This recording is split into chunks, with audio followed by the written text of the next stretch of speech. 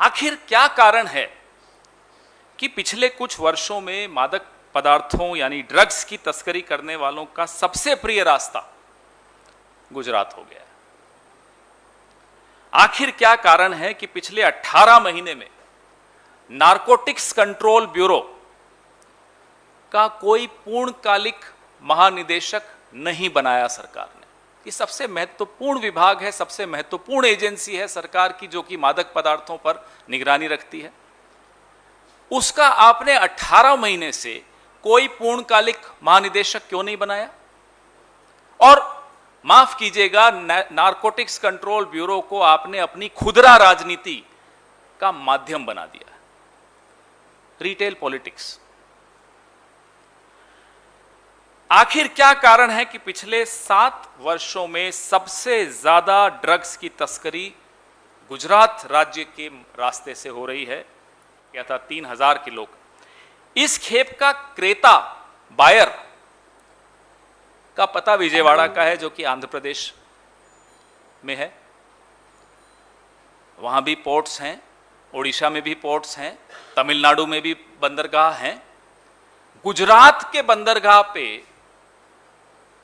आंध्र प्रदेश के एड्रेस की company drugs मंगवाने में महफूज समझती है अपने पदार्थों को कि वहां से आना संभव है।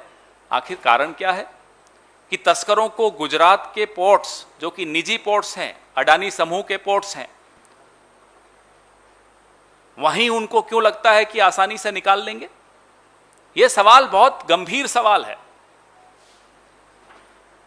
आखिर क्या कारण है कि 2 ग्राम ड्रग्स अगर आपको बंबई की फिल्म इंडस्ट्री में प्राप्त हो जाते हैं, तो हमारे मित्र मीडिया कर्मी यहां बैठे हैं, तमाम मुद्दे देश के दरकिनार कर दिए जाते हों, कोविड हो, बेरोजगारी हो, किसान हो, और पूरी फिल्म इंडस्ट्री को कटघरे में खड़ा कर दिया जाता है। लेकिन 3000 किलो उस राज्य में बरामद होना, जिस राज्य से प्रधानमंत्री आते हैं, जिस राज्य से गृह मंत्री आते हैं, और वो एक निजी पोर्ट पर बरामद होना, मैंने तो अभी तक कोई डिबेट नहीं सुनी। आप में से किसी ने सुनी हो तो मुझे बताइएगा। कोई चर्चा नहीं, चुप। आप अखबारें छान लीजिए, तुम बहुत कम अखबारों ने हिम्मत जुटाई इस पर कुछ लिखने की। ये वही मीडिया, ये वही एजेंसीज, ये वही सरकार 2 ग्राम पे पूरी फिल्म इंडस्ट्री को कटघरे में खड़ा कर देती है, जैसे कि पूरी फिल्म इंडस्ट्री ड्रग एडिक्ट हो गई। यहां चुप्पी क्यों? आखिर क्या कारण है कि यहां सब चुप हैं?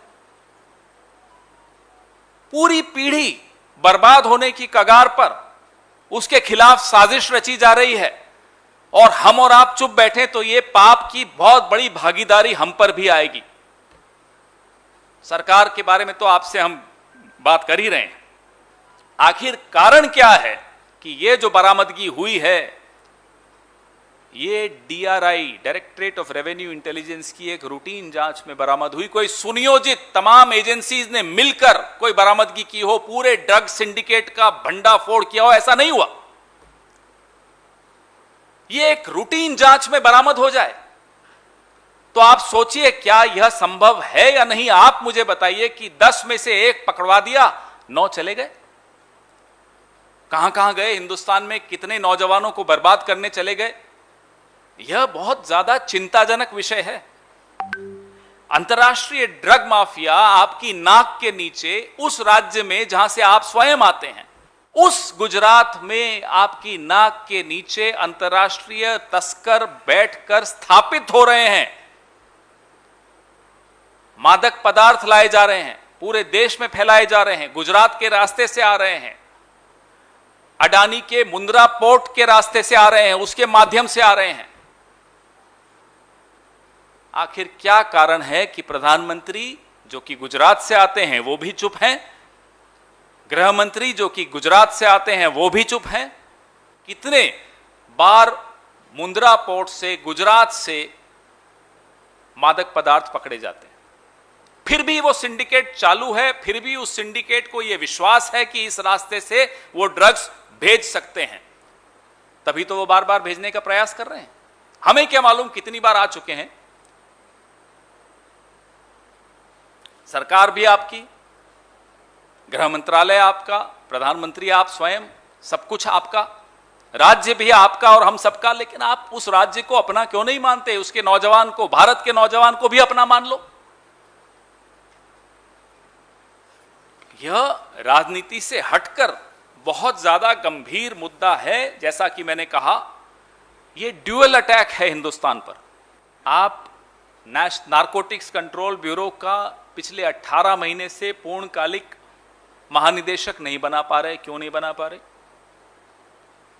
और क्यों ऐसा होता है कि बार बार गुजरात के रास्ते से मादक पदार्थ हिंदुस्तान में आ रहे हैं और आप उस पूरे सिंडिकेट को नहीं तोड़ पा रहे? ये एक सिंडिकेट का काम होता है, किसी दो लोगों का नहीं होता कि आप कह दें 2 लोगों को गिरफ्तार कर दिया और खत्म हो गया। ऐसा नहीं होता। अगर खत्म हो गया होता तो ये बार बार नहीं हो रहा होता। तो जिम्मेदारी उस व्यक्ति की होती है जो सरकार के शीर्ष पद पर बैठा है।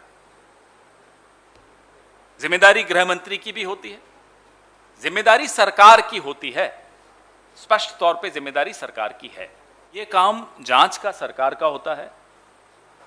काश की सरकार ने यह जांच जब पिछले 7-8 साल से जो लगातार हो रहा है तभी कर ली होती तो शायद यह सिंडिकेट का भंडा फोड़ चुका होता। तो यह जांच का काम तो किसी विपक्षी दल का नहीं होता, यह मीडिया का जरूर हो सकता है और सरकार का तो बिल्कुल होता है। हम यही जानना चाहते हैं कि सरकार की जो एजेंसीज हैं, जैसे कि नारकोटिक्स कंट्रोल ब्यूरो जिसका मैं बार बार जिक्र कर रहा हूं, 18 महीने से उसमें महानिदेशक का पूर्णकालिक जो पद है वो भरा नहीं गया, एक एडिशनल चार्ज किसी को दे रखा है। तो इसमें सरकार कितनी गंभीर है या कितनी गंभीर नहीं है यह स्पष्ट हो जाता है। How is such a drug syndicate allowed to operate in India under the very nose of this government? Who are the operators? Who are the importers? Who are the individuals? Which is the syndicate? Who are their Indian partners? We want answers. Why is NCB misused for retail politics when international mafia has established their network for drug distribution in this country over the last 5-7 years? Among all the ports of India has a huge coastline. Why is Gujarat their favorite port? This is a private port owned by Mr. Adani.